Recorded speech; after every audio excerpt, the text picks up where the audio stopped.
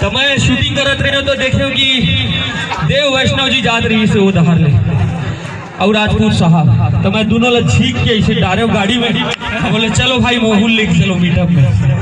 तो देव भाई राजपूत भाई और पूजा के साथ आए हो।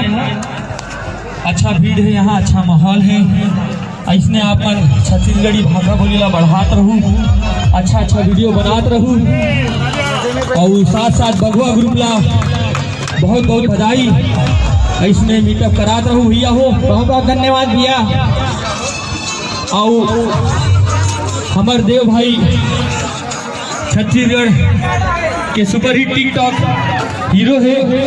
और अवैया आने वाला बछर में आप मान देखो कि देव भाई एक हिंदी फिल्म में एज ए लीड हीरो आई। जोरदार तालियां देव भाई के लिए।